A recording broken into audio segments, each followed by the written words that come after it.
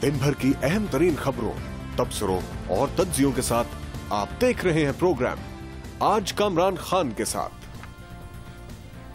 अस्सलाम वालेकुम, मैं हूं मसूद रजा। कामरान साहब निजी मसरूफियत की वजह से मौजूद नहीं है, लिहाजा आज इस प्रोग्राम की मेज़बानी के फ़राइज़ मुझ पर हैं। तहरीक इंसाफ के चेयरमैन इमरान खान के खिलाफ मुल्क में फिर ये बहस शुरू हो चुकी है कि वो एक 22 साला बच्ची टेरिन जेड के वालिद हैं, जो निकाह के बगैर उनकी दोस्त सीता वाइट के बतन से पैदा हुई। इमरान खान के खिलाफ ये इल्ज़ाम कोई नया इल्ज़ाम नहीं है, लेकिन सियासी गर्मा गर्मी के इस माहौल में ये मामला शिद्दत के साथ उनका पीछा कर रहा है। इस बार इल्ज़ाम इमरान खान के टारगेट यानी साबिक चीफ जस्टिस इफ्तिखार मोहम्मद चौधरी के साहबजादे अरसलान इफ्तिखार की जानिब से सामने आया है। अरसलान इफ्तिखार ने इलेक्शन कमीशन से इमरान खान की कागजात नामजदगी की तफसीलात के लिए राब्ता कर लिया है।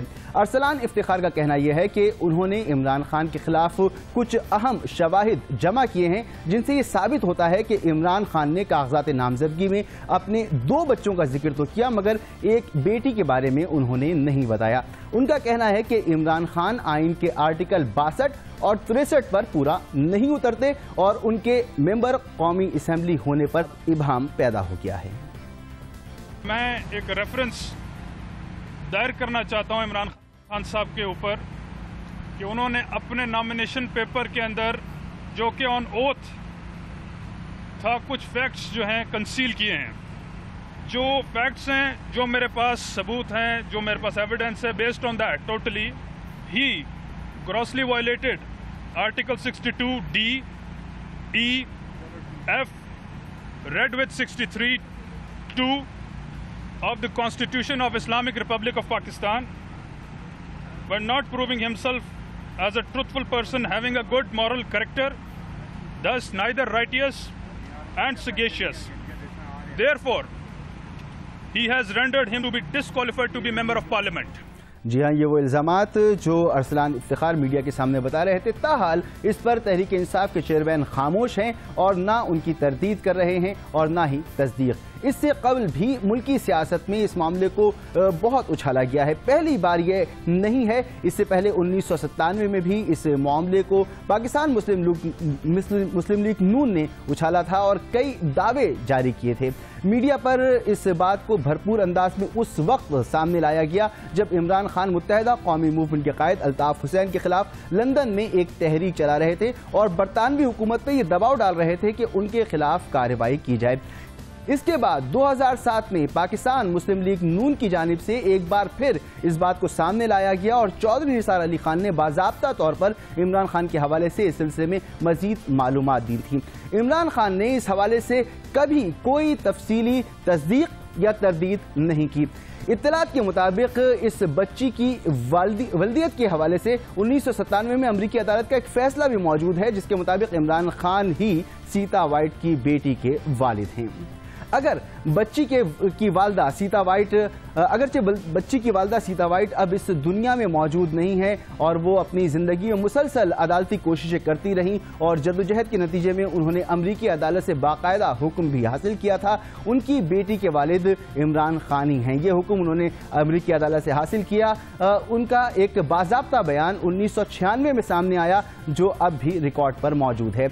इस बयान में सीता वाइट का कहना यह था कि इमरान खान ने मीडिया में उन्हें चैलेंज किया कि वो उनकी बेटी के वालिद नहीं है और ये कि इस सिलसिले में अदालत से उन्होंने वो रुजू करें, और उन्होंने रुजू किया। सीता वाइट का कहना यह भी था कि ये पूरी सूरत हाल उनके लिए इंतहाई दर्दनाक और मायूस कुन थी, क्योंकि माजी में इमरान खान ने उन्हें दिलाया कि मुनासिब वक्त आने पर वो ज़ाती तौर पर एतराफ़ करेंगे कि टेरिन जेड उनकी बेटी है। सीता वाइट का कहना था कि वो सिर्फ इमरान खान से अपनी बेटी का हक चाहती हैं। इसके बाद कई मौक़ों पर इस बच्ची की तस्वीर सामने आई और वो तस्वीर बहुत अहम थी, जिसमें इमरान खान की साबिक अहलिया जमाइमा खान के साथ उनकी बेटी नजर आई, जिसमें जमाइमा खान ने यह इकरार किया कि दरअसल ये उनकी सौतेली बेटी हैं। इस हवाले से मगरबी अखबारात और मीडिया में भी तफसील से खबरें शाया हो चुकी हैं। एक बहुत अहम सफ़ाए अव्वल की खबर लंदन के अखबार न्यूज़ ऑफ द वर्ल्ड में शाया हुई थी, जिसमें तफसील से इस पूरे स्कैंडल को सामने लाया गया था। न्यूज़ ऑफ द वर्ल्ड की तहकीकाती रिपोर्ट के जरिए पहली बार इमरान खान की बेटी की तस्वीर सामने लाई गई थी। ये बहुत संगीन इल्ज़ाम है और اگر یہ ثابت ہو جاتا ہے تو عمران خان اور تحریک انصاف کے مستقبل پر بہرحال اس کے اثرات ہو سکتے ہیں۔ اس حوالے سے ارسلان افتخار نے الیکشن کمیشن کو درخواست دے دی ہے کہ انہیں عمران خان کی کاغذات نامزدگی کی اصل نقل فراہم کی جائے، جس کی بنیاد پر وہ آئین کے شق 62 اور 63 کے تحت یہ ریفرنس ظاہر کرنا چاہتے ہیں کہ عمران خان نے اپنے 2 بیٹوں کے نام تو کاغذات میں دیے مگر بیٹی کا نام نہیں دیا، جس کی بنا نکاح پیدائش ہوئی ہے۔ لہٰذا عمران خان کی پارلیمنٹ کی ممبرشپ معطل کر دی جائے اور ان کے خلاف تادیبی کارروائی کی جائے۔ لیکن ملک کی تاریخ میں آئین کے شق 62 کے تحت اب تک کسی بھی سیاسی قائد کے خلاف کبھی کارروائی نہیں کی گئی۔ عمران خان اس پورے معاملے پر اب تک خاموش ہیں، لیکن آج ایک اہم پیش رفت کے تحت تحریک انصاف نے وزیر اعظم نواز شریف کی اہلیت پر بھی سوال اٹھا دیے ہیں۔ تحریک انصاف نے بھی الیکشن کمیشن سے رجوع کرتے ہوئے وزیر اعظم کے کاغذات نامزدگی کی تفصیلات طلب کر لی ہیں، جبکہ یہ اعلان بھی کیا ہے کہ وزیر اعظم کی نااہلی کے لیے اسپیکر قومی اسمبلی کو ریفرنس بھی بھجوایا جائے گا۔ تحریک انصاف کے ارکان قومی اسمبلی مراد سعید اور علی محمد نے الیکشن کمیشن کو نواز شریف کے کاغذات نامزدگی کی فراہمی کے لیے درخواست دی ہے، جس میں کہا گیا ہے کہ نواز شریف سال 2000 میں اس وقت کے chief executive general retired Pervez Musharraf سے باقاعدہ ایک معاہدہ کر کے ملک سے باہر چلے گئے تھے، جس کی تصدیق انہوں نے آج تک نہیں کی۔ تحریک انصاف کے مطابق وزیر اعظم نواز شریف نے اصغر خان کیس میں سیاسی رشوت وصول کی، وہ مہران بینک اسکینڈل میں بھی ملوث رہے اور روزنامہ جنگ کی ایک خبر کے مطابق وہ نادہندہ بھی ہیں اور حقائق انہوں نے چھپائے۔ تحریک انصاف یہ سمجھتی ہے کہ اس وقت کے پرائم منسٹر جناب محمد نواز شریف صاحب 93 کا ڈیسیجن، اب set 2008، Mehran bank scandal, Ali Asghar Khan scandal اور اس کے علاوہ نیب زدہ ہے، ڈیفالٹر ہے 5/4/2013 کی جو خبر ہے اس کے مطابق وہ نااہل ہو سکتے ہیں، اور ہم یہ سمجھتے ہیں باقی جو لیگل طریقہ کار ہوگا انشاءاللہ ہم لیگل بیٹل لڑیں گے اور آخر تک اس کیس کو لے کے جائیں گے۔ الیکشن کمیشن میں اس کے لیے درخواست دی ہے کیونکہ ہمارا حق ہے۔ لیکن یہاں یہ بات بھی حیران کن ہے کہ تحریک انصاف آج اسی الیکشن کمیشن کے پاس درخواست لے کر گئی ہے جس کے بارے میں 27 جون کو بہاولپور کے جلسے میں خطاب کرتے ہوئے اس کے سربراہ کہہ چکے ہیں کہ وہ الیکشن کمیشن کو نہیں مانتے اور اب تک الیکشن کمیشن ختم کیوں نہیں کیا گیا۔ یہ الیکشن کمیشن ریزائن کرے، اور ابھی تک مجھے کتنے بے شرم ہو الیکشن کمیشن والوں، ریزائن نہیں کیا تم نے۔ افغانستان میں الیکشن کمیشن ریزائن کر گیا ہے، وہاں تو جمہوریت بھی نہیں ہے، ادھر الیکشن کمیشن ریزائن کر گیا ہے، لیکن یہاں کی الیکشن کمیشن جب سب کہہ رہے ہیں کہ دھاندلی ہوئی، جو جیتا بھی ہارا بھی، ابھی تک آپ نے ریزائن کیا، شرم کرو۔ جی یہ کوئی زیادہ پرانی بات نہیں، کچھ دن پہلے کی ہی بات ہے۔ عمران خان الیکشن کمیشن کو ہی نہیں مانتے، لیکن ان کی پارٹی اسی الیکشن کمیشن کے پاس اپنے پارٹی سربراہ کے بیان کے تقریباً صرف 12 روز بعد درخواست لے کر گئی ہے۔ ظاہر ہے عمران خان اپنے اصولی موقف پر قائم ہیں، یہ پورا معاملہ اب سنگین نوعیت اختیار کرتا جا رہا ہے، لیکن الیکشن کمیشن کی جانب سے اب تک ارسلان افتخار کی درخواست پر تو جواب نہیں دیا گیا، جبکہ الیکشن کمیشن کی حیثیت پر سوال اٹھانے کے باوجود تحریک انصاف کے کمیشن کی درخواست جو ہے وہ اب منظر عام پر آ چکی ہے۔ جو انہوں نے کمیشن کو درخواست دی وہ منظر عام پر آ گئی۔ اس تمام صورتحال پر بات کریں گے، ہمارے ساتھ موجود ہیں معروف قانون دان اور سابق وزیر قانون جناب ایس ایم ظفر صاحب۔ بہت شکریہ ایس ایم ظفر صاحب، آپ ہمارے ساتھ موجود ہیں۔ ارسلان افتخار نے عمران خان کے کاغذات نامزدگی حاصل کرنے کے لیے الیکشن کمیشن میں درخواست جمع کرائی ہے۔ اب تحریک انصاف بھی وزیر اعظم نواز شریف کی کاغذات نامزدگی کے حصول کے لیے ایک درخواست کمیشن کو پیش کر چکی ہے۔ آپ کے خیال میں الیکشن کمیشن کاغذات نامزدگی کی نقول فراہم کرنے کا کتنا پابند ہے؟ پہلے ایک بات عرض کر دوں کہ دونوں شیشے کے گھر میں رہنے والے لوگ ایک دوسرے پر پتھراؤ کر رہے ہیں، اور وہ یہ سمجھتے ہیں کہ ہم دیکھنے والے یا ان کے ووٹرز اس سے محظوظ ہو رہے ہیں اور بڑے خوش ہیں۔ انہیں یہ پیغام ضرور پہنچا دیجئے کہ ہمیں بڑی مایوسی ہو رہی ہے ان کی قیادت سے اور ان کی سیاست سے۔ اب آپ کا سوال پہلا جو اس وقت آپ نے کیا ہے کہ کس حد تک الیکشن کمیشن پابند ہے، آپ جانتے ہیں کہ انفارمیشن ایکٹ کے مطابق بھی اور جو آئین میں ہم نے انسانی حقوق کے ایک ضابطے میں اضافہ کیا ہے کہ اطلاعات حاصل کرنا ہر شخص کا بنیادی حق ہے۔ الیکشن کمیشن پابند ہے کہ جو کاغذات کے نقول مانگ رہے ہیں وہ ان کو نقول مہیا کی جائے، لیکن جس قدر آپ نے ذکر کیا ہے کہ ملک میں ایک بخار چڑھا ہوا ہے اور ایک بڑی طوفان امیز صورتحال ہے، یہ دراصل اسٹارم اینڈ ٹی کپ دکھائی دیتا ہے، یعنی چائے کی پیالی میں طوفان. وہ اس لیے کہ معلوم ہوتا ہے کہ دونوں جانب کے سیاسی قائدین کے لیگل ٹیمز نے ایک بڑے اہم نقطے کو نہیں دیکھا ہوا. سب سے بڑا اور اہم نقطہ یہ ہے کہ 62 اور 63 میں بہت بڑا فرق ہے. 62 کہتی ہے کہ اگر پاکستان کی کسی شہری میں وہ اوصاف نہیں ہیں جن کا ذکر کیا گیا ہے تو وہ اسمبلی میں منتخب نہیں ہو سکتے. یعنی ایک بات یاد رکھیے، وہ اسمبلی میں منتخب نہیں ہو سکتے. 63 کہتی ہے کہ جن میں اس قسم کے ڈسکوالیفیکیشن برے اوصاف موجود ہیں وہ نہ صرف اسمبلی میں منتخب نہیں ہو سکتے بلکہ اسمبلی میں رہ نہیں سکتے. اب یہ دونوں کو اکٹھے کر کے جب کوئی پڑھتے ہیں اور کوئی بیان دے دیتے ہیں تو مجھے سمجھ نہیں آتی یہ کیسے کر سکتے ہیں. اگر تو آپ نے 62 میں آنا ہے تو پھر اس موقع پر آپ صرف وہ اعتراض اس موقع پر اٹھا سکتے ہیں جب وہ الیکشن لڑ رہا ہے. ایک دفعہ وہ منتخب ہو گیا تو وہاں پہ یہ ذکر 62 میں نہیں ہے کہ اب ان اوصاف کے نہ ہوتے ہوئے وہ اسمبلی کا ممبر نہیں رہ سکتا.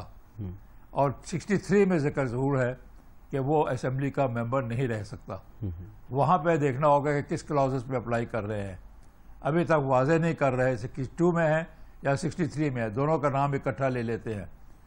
جہاں تک 62 کا تعلق ہے اس کے لیے طریقہ کار اسمبلی کے الیکشن کے دوران پورا موجود تھا. ٹریبونل کے پاس جا سکتے تھے، الیکشن کمیشن کے پاس جا سکتے تھے، ہائی کورٹ ریٹ کر سکتے تھے، سپریم کورٹ پٹیشنیں کر سکتے تھے.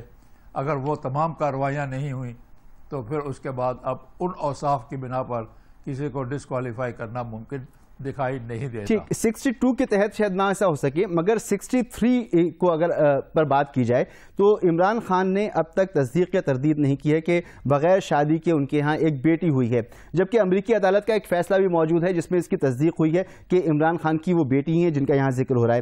آپ کے خیال میں کیا اس بنیاد پر عمران خان صاحب کو نااہل قرار دیا جا سکتا ہے؟ میرا نقطہ نظر یہ ہے کہ ان کو اس بیان پر غور کرتے ہوئے استعفیٰ دینے کے متعلق سوچنا چاہیے، کیونکہ ہر ڈیموکریٹ کنٹری میں جب اس قسم کا سیریس الزام لگتا ہے اور یہ الزام بلا شک و شبہ بڑا سنگین ہے، قانونی طور پر اس کی کوئی گنجائش نہ بھی بنتی ہو، الزام اپنی جگہ سنگین ہے. اسی طرح میاں نواز شریف صاحب کے متعلق کہ انہوں نے مہران گیٹ میں پیسے لیے تھے، ایک سنگین الزام ہے. ان دونوں لیڈروں کو یہ فیصلہ کرنا چاہیے کہ کیا وہ اس ملک میں جس طرح وہ لیتے ہیں نام کہ وہ جمہوریت کے لیوا ہیں، جمہوریت کو پھلنا اور پھولنا دیکھنا چاہتے ہیں، بڑھوتی کرنا چاہتے ہیں، تو وہ جمہوری اقدار خود اس کے پہ کوئی اقدار قائم کرنے کے لیے تیار ہے کہ نہیں. مگر سر قطع کلامی کی معافی، یہ بھی تو فرمائے نا کہ اس پر بہت عرصے سے بحث ہو رہی ہے اور مورلی آپ کہتے ہیں کہ استعفیٰ دے دینا چاہیے، ایسا نہیں ہو رہا. اگر اس شق کا استعمال کیا جاتا ہے، کوئی ریفرنس ظاہر کیا جاتا ہے دونوں کے خلاف، تو خاص طور پر جیسے میں نے عمران خان صاحب کے آپ سے ذکر کیا کہ انہوں نے اگر اپنی بیٹی کے بارے میں چھپایا اور اس کے ثبوت منظر عام پہ لائے جاتے ہیں اور 63 کے تحت کارروائی عمل میں لائی جاتی ہے تو کیا انہیں نااہل قرار دیا جا سکتا ہے؟ دیکھیں جی، اگر یہ ثابت ہو جاتا ہے، جو کہ شاید جس طرح آپ ذکر کر رہے ہیں ثابت ہو جائے گا کہ سیتا وائٹ کی بیٹی انہی کی بیٹی تھی، اور یہ بھی ثابت ہو جاتا ہے کہ انہوں نے پہلے الیکشن کمیشن میں نام نہیں دیے تھے، تو یہ ایسا جرم کرنا یا ایسی برائی جو ہے وہ 62 کے زمرے میں تو نہیں آتی. اور اگر 62 کے زمرے میں نہیں آتی، اگر آتی بھی ہو تو وہ 62 میں ان کو نااہل نہیں کیا جا سکتا. 63 کی کس کلاز میں آتی ہے اس کا ذکر ابھی تک کسی نے نہیں کیا. آپ بھی 63 ذرا پڑھ لیجئے گا اور مجھے بتائیے کہ اس قسم کی حرکت یا اس قسم کی جو کارروائی کی ہو وہ 63 کے کس کلاز میں آتی ہے.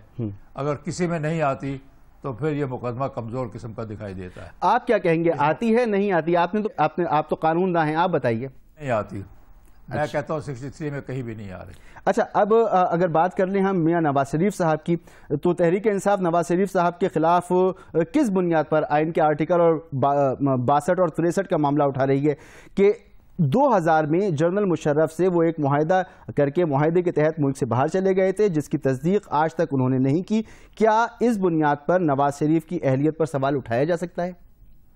یہ 62-63 میں کہیں آتا ہے؟ چلے جانا، جی، معاہدے پر چلے جانا یا اس کی تردید نہ کرنا کوئی جرم نہیں ہے، وہ سیاست ہے، اور اس کو کسی لحاظ سے اخلاق کے علاوہ اور کسی پہلو سے اور کسی نقطہ نظر سے نہیں دیکھا جا سکتا. لیکن مہران گیٹ والی بات یقیناً ایسی ہے کہ جس کو دیکھنا ہوگا کہ وہ 62 میں آتا ہے یا 63 میں. اگر 62 میں ہو تو وہ وقت گزر چکا، اگر 63 میں ہو تو ابھی وقت موجود ہے.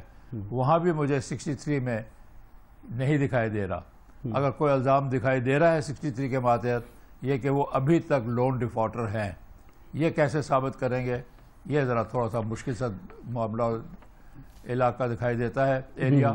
آپ نے جیسا ابتدا میں فرمایا کہ یہ آپ کو چائے کی پیالی میں طوفان نظر آتا ہے، مگر حقیقت یہ ہے کہ اگر کوئی کارروائی اس سے کہ یہ ریفرنسز ہوتے ہیں اور ان کے تحت عمل میں آتی ہے تو پورا منظرنامہ تبدیل ہو جائے گا، بحران بھی پیدا ہو سکتا ہے. آپ کے خیال میں یہ سارا معاملہ قانونی سے زیادہ اخلاقی ہے؟ میرے خیال میں اخلاقی ہے، اور اس میں سیاسی عنصر یہ شامل ہے کہ سیاست بہت گرم ہو جائے گی. اور بلا شک و شبہ آپ نے بھی ایک اشارہ کیا کہ انہی الیکشن کمیشن کے سامنے جا کے انہوں درخواستیں دی ہیں، وہ بھی ایک مثال ہے ہمارے ملک کے سیاستدانوں کی قلع بازیوں کا. اب یہ تمام چیزیں جس کا ہم نے اشارتاً ذکر کیا ہے اور جس کا آپ نے بڑا خصوصاً ذکر کیا ہے، بحران سے مراد یہ لی جا سکتی ہے کہ جمہوریت سے مایوسی ہوگی اور جمہوریت کو بلا شک و شبہ سخت خطرہ ہوگا.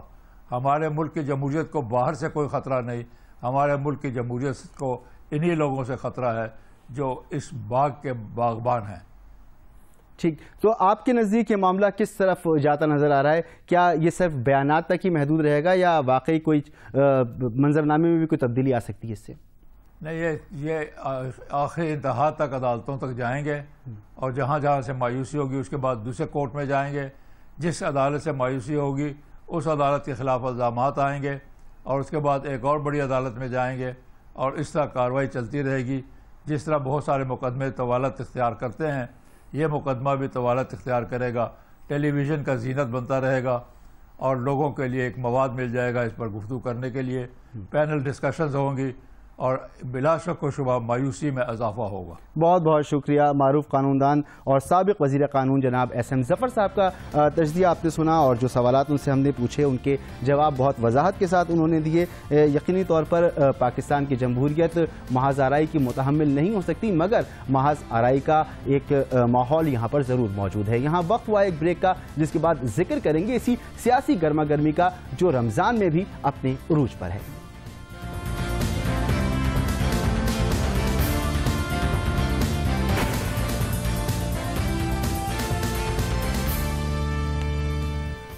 Welcome back. مئی کے مہینے کے اواخر میں نواز شریف حکومت کے خلاف ایک گرینڈ الائنس کی باتیں بہت زیادہ ہو رہی تھیں، اور اس گرینڈ الائنس میں تحریک انصاف، مسلم لیگ قاف اور ڈاکٹر طاہر القادری کی پاکستان عوامی تحریک کی شمولیت کے بارے میں اطلاعات تھیں. اس سلسلے میں برطانیہ کے دارالحکومت لندن میں گہما گہمی بھی رہی، اور جہاں بیک وقت عمران خان، چودھری برادران اور ڈاکٹر طاہر القادری موجود تھے. 30 مئی کو لندن میں چودھری برادران اور ڈاکٹر طاہر القادری کی ملاقات ہوئی، جس میں کہا گیا کہ ملک میں حالات تیزی سے خرابی کی طرف جا رہے ہیں اور وقت ہے کہ پاکستان کے عوام کے مسائل حل کیے جائیں. لیکن اس پورے معاملے سے عمران خان نے احسن طریقے سے اپنے آپ کو اور اپنی پارٹی کو دور رکھا اور دو ٹوک انداز میں بیان دیا کہ وہ حکومت مخالف کسی گرینڈ الائنس کا حصہ نہیں بن رہے. اس گرینڈ الائنس کی خبروں نے تو اسی وقت دم توڑ دیا، لیکن اب رمضان کے بابرکت مہینے میں ایک بار پھر سیاسی گہما گہمی عروج پر ہے. اس میں وہ اندرونی اختلافات بھی شامل ہیں جو مسلم لیگ نون کو چند روز سے درپیش تھے، جن کو اب تقریباً حل کر لیا گیا ہے، اور وزیر داخلہ چودھری نثار علی خان ایک بار پھر فعال ہو چکے ہیں. لیکن اہم پیش رفت کل ہونے والی ملاقات تھی جو تحریک انصاف کے سرکردہ وائس چیئرمین شاہ محمود قریشی نے مسلم لیگ قاف کے رہنماؤں چودھری شجاعت اور چودھری پرویز الہی سے کی. ملکی سیاسی صورتحال کے تناظر میں اس ملاقات میں کئی اہم امور پر یقیناً گفتگو ہوئی ہوگی، جس کے بارے میں محمود قریشی نے بتایا کہ تحریک انصاف اور مسلم لیگ قاف کی سوچ مشترک ہے، لیکن ان کی سوچ کا مقصد جمہوریت کو ڈیریل کرنا نہیں بلکہ اسے مستحکم کرنا ہے. جمہوریت کو ڈی ریل کرنا نہ ہمارا مقصد تھا نہ ہے. ہمارا مقصد جمہوریت کو مستحکم کرنا ہے، کوئی غیر آئینی اقدام نہیں کرنا. یعنی کہ ہمارا جو راستہ ہوگا، ہماری جد و جہد کا جو راستہ ہوگا وہ آئینی ہوگا. اور یہ بہت بڑی بات ہے کہ ہم آئین کے ڈھانچے کے اندر رہتے ہوئے ہم نے اپنا نقطہ نظر آگے لے کر جانا ہے. تو ہم جمہوریت کو ڈیریل نہیں کرنا چاہتے، ہم دراصل معنوں میں جمہوریت کو مستحکم اور مضبوط کرنا چاہتے ہیں. شاہ محمود قریشی کہہ رہے تھے کہ جمہوریت کو ڈیریل کرنا نہیں چاہتے بلکہ جمہوریت کو مضبوط کرنا چاہتے ہیں، اور یہ بھی کہا کہ ایقاف لیگ اور تحریک انصاف کی سوچ مشترک ہے. مشترک سوچ کے باوجود چودھری شجاعت نے یہ کہا کہ جمہوریت ملک میں موجود ہی نہیں ہے تو ڈیریل کیسے ہوگی. باقی بار بار ایک پروپیگنڈا کیا جا رہا ہے کہ جمہوریت کو ڈی ریل کرنے کی کوشش کی جا رہی ہے. بھائی سب سے پہلے تو سب سے ہماری بات یہ ہے جمہوریت ہے، اگر ہے تو ڈی ریل ہوگی، نہیں تو پھر ڈی ریل ہونے کا سوال ہی پیدا نہیں ہوتا. ان دونوں بیانات کو دیکھا جائے تو اس تاثر کو ہم رد ہوتا ہوا دیکھتے ہیں کہ کوئی گرینڈ الائنس نہیں بن رہا اور ہر جماعت اپنی سطح پر کوشش کر رہی ہے. لیکن اس کے ساتھ ساتھ گزشتہ روز چودھری برادران کی پاکستان عوامی تحریک کے ڈاکٹر طاہر القادری سے بھی ملاقات ہوئی، جس میں چودھری پرویز الہی کا کہنا تھا کہ ان کا مقصد ہے کہ تمام جماعتوں کو ایک پلیٹ فارم پر لایا جائے. وہ تمام جماعتیں اکٹھی نہ ہوئیں تو ماڈل ٹاؤن جیسا سانحہ دوسری جماعتوں کے ساتھ بھی پیش آ سکتا ہے. تو کیا پھر کسی گرینڈ الائنس کی جانب اب اشارے بڑھ رہے ہیں، بڑھا جا رہا ہے، جس کی پھر سے کوششیں تیز ہو رہی ہیں؟ کیا عید کے بعد اس سلسلے میں پیش رفت ہو سکتی ہے؟ یہ پوری صورتحال مسلم لیگ نون کے لیے کتنی پریشان کن ہو سکتی ہے، اس پر بات کریں گے. ہمیں جوائن کیا ہے سینئر تجزیہ کار جناب رسول بخش رئیس نے. بہت شکریہ رسول بخش رئیس صاحب. یہ فرمائیں کہ ملک میں جو سیاسی محاذ آرائی عروج پر ہے تو تحریک انصاف 4 حلقوں میں ووٹنگ کی جو گنتی کا بار بار مطالبہ کر رہی ہے، اس کا موقف ہے کہ دوبارہ گنتی کرائی جائے، لیکن مسلم لیگ نون کے رہنما بھی سیاسی مخالفین سے جنگ میں مصروف ہیں. ڈاکٹر طاہر القادری اور چودھری برادران بھی مسلسل ملاقاتیں کر رہے ہیں. اس پوری صورتحال پر، اس پورے منظرنامے پر آپ کا تجزیہ کیا ہے؟ میرا خیال یہ ہے کہ جو اس قسم کی ڈیولپمنٹس ہوئی ہیں اس سے جمہوریت ڈیریل بھی ہو سکتی ہے اور ملک میں عدم استحکام کی صورتحال بھی پیدا ہو سکتی ہے. جو مطالبات ہیں کہ انتخابات کے عمل کو شفاف بنایا جائے، غیر جانبدار بنایا جائے، انتخابی کمیشن کو غیر جانبدار ہونا چاہیے، اور یہ کہ جہاں جہاں شکوک و شبہات ہیں کہ دھاندلی ہوئی ہے وہاں نئے سرے سے یا تو انتخابات کرائے جائیں یا کم از کم وہاں پہ ویریفیکیشن ووٹرز کی ہونی چاہیے. یہ جائز مطالبات ہیں، لیکن اس کا طریقہ کار کیا ہو سکتا ہے انتخابات کو شفاف بنانے کے لیے یا انتخابی اصلاحات کے لیے؟ سڑکوں پہ لوگوں کو مارچ کرایا جائے یا یہ ہے کہ مذاکرات کی میز پر بیٹھا جائے، پارلیمان کے اندر سنجیدہ گفتگو ہونی چاہیے؟ یہ 2 طریقے علیحدہ علیحدہ ہیں. میں تو یہ سمجھتا ہوں کہ جمہوریت میں مذاکرات کا عمل، پارلیمان کے اندر جن سیاسی جماعتوں کی نمائندگی ہے وہ اکٹھے مل بیٹھیں اور سوچیں کہ دنیا میں انتخابات کیسے کرائے جاتے ہیں، اور پاکستان میں سب کو پتہ ہے کہ دھاندلی کیسے ہوتی ہے، کون کرتا ہے، کیوں ہوتی ہے. تو وہ تمام چیزیں ہمارے سامنے ہیں، صرف نیت اور سیاسی ارادہ ہونا چاہیے تو ہم اس عمل کو بہترین بنا سکتے ہیں. اس کو بنانا چاہیے کیونکہ انتخابات کی وجہ سے ہی قانونی جائزیت ملتی ہے کسی حکومت کو. اگر ہم جس طریقے سے نظر آ رہا ہے کہ کچھ حزب اختلاف کی سیاسی جماعتیں اتحاد کر کے لوگوں کو سڑکوں پر لانا چاہتی ہیں تو اس سے میں نہیں سمجھتا کہ مسائل حل ہوں گے، بگڑیں گے، انتشار پیدا ہوگا اور دنیا کو اور پاکستان کے اندر اور علاقے میں جو پاکستان کے بارے میں امیج اور پیغام جائے گا وہ مثبت نہیں ہوگا.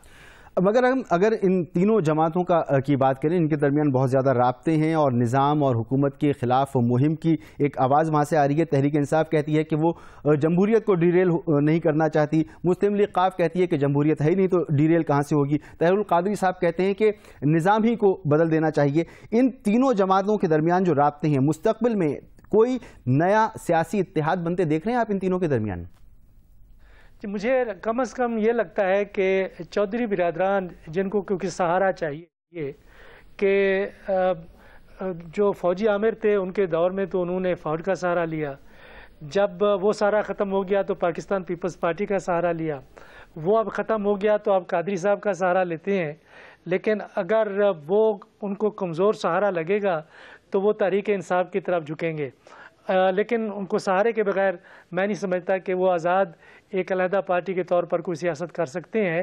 تو ماضی پھر اگر عمران خان چودھریوں کو اور مسلم لیگ نون کاف کو اپنے ساتھ ملاتے ہیں تو ظاہر ہے تو پھر اشارے تو اٹھیں گے خان صاحب پر بھی، تحریک انصاف پہ بھی، کہ آپ کے اتحادیوں کا ماضی میں کردار کیا رہا ہے اور انہیں پنجاب میں اتنی دیر حکومت کی ہے اور ان کی دولت، ان کی بہر سرمایہ کاری اور یہ تمام سکینڈل جس میں کہ وہ ملوث رہے ہیں. اور سب سے بڑی بات یہ ہے کہ انہوں نے ہی تو کہا تھا کہ ہم ایک فوجی عامر کو ایک بار نہیں 100 بار ہم اس کو منتخب یونیفارم میں کرائیں گے. تو اس کے ساتھ پھر جمہوریت کی بات تو نہیں ہو سکتی، پھر ایک مفاد پرستانہ سیاست کی بات ہوتی ہے اور وہ ہوتی رہتی ہے. پھر جمہوریت کی بات چھوڑ دیں، یہ قانون اور آئین کی بات پھر نہ کریں. اگر تحریک انصاف پھر ان کے ساتھ مل کے جمہوریت اور آئین کی بات کرے گی تو اس میں میرے خیال میں وزن نظر نہیں آئے گا اور ایک بوجھ ہوگا پاکستان تحریک انصاف پر اگر وہ ان کو اپنے ساتھ ملاتی ہے تو لیکن ان تمام چیزوں کو سامنے رکھتے ہوئے ہم یہ کہتے ہیں کہ اگر یہ تمام یہ تضادات کے باوجود یہ طاقتیں مل کے لوگوں کو سڑکوں پر لے آتی ہیں تو میں سمجھتا ہوں کہ کسی حد تک حکومت کے لیے ایک صورتحال پیدا ہو سکتی ہے. جی، مشکل صورتحال یقینی طور پہ پیدا ہو سکتی ہے کیونکہ تحریک انصاف 14 اگست کو اسلام آباد میں لانگ مارچ کا پروگرام رکھتی ہے اور جسے انہوں نے آزادی مارچ کا نام دے دیا ہے. آپ کا حکومت کو کیا مشورہ ہوگا کہ اس تمام صورتحال سے احسن طریقے سے حکومت کیسے نمٹ سکتی ہے؟ میرا خیال یہ ہے کہ 14 اگست سے پہلے ہی حکومت کو پی ٹی آئی کے ساتھ مذاکرات کرنے چاہیے. میرا خیال ہے کہ ان کے رابطے ضرور ہوں گے اور مزید ان کو بڑھانا چاہیے. ذاتیات کی سیاست ہرگز نہیں کرنی چاہیے، جیسا کہ ابھی نظر آ رہا ہے کہ پٹیشنز جا رہی ہیں الیکشن کمیشن میں ڈسکوالیفائی کرنے کے لیے عمران خان کو، اور پھر اس کے مقابلے میں ایک پٹیشن نہیں ہے کہ نواز شریف صاحب کو ڈسکوالیفائی کیا جائے. میرا خیال یہ ہے کہ ہمیں اس سیاست میں نہیں پڑنا چاہیے، بات چیت کرنی چاہیے اس سے پہلے کہ عمران خان لوگوں کو سڑکوں پہ لے آئیں.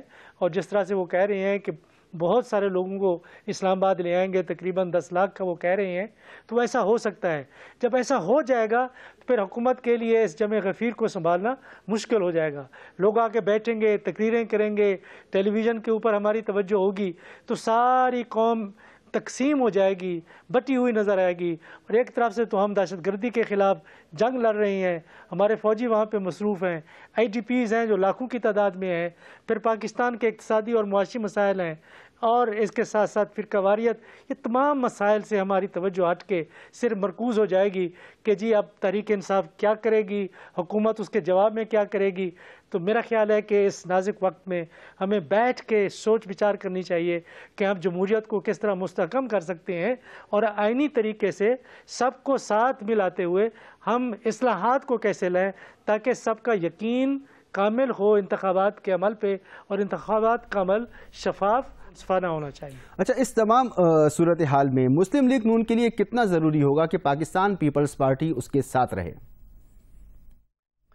دیکھیں، اگر پاکستان پیپلز پارٹی جو ملک کی دوسری بڑی سیاسی جماعت ہے اور ماضی میں اقتدار میں رہی ہے، سندھ میں اس کی حکومت ہے اور پاکستان کے ایک خاص طبقے کی وہ نمائندگی کرتی ہے، اس کی اپنی تاریخ ہے، اگر وہ بھی حزب اختلاف کے ساتھ مل جاتی ہے تو پھر فضل الرحمان صاحب اور اے این پی اور دوسری سیاسی جماعتیں بھی پھر اس تحریک کا رخ کرنا شروع کریں گی جو مطالبہ کرے گی کہ مڈ ٹرم الیکشنز ہونے چاہیے، یا جس طرح سے آج ایک بیان آیا ہے خورشید صاحب کا کہ انتخابات 4 سال کے بعد کرائے جائیں یا جو پارلیمان کی مدت ہے وہ 1 سال کم کی جائے.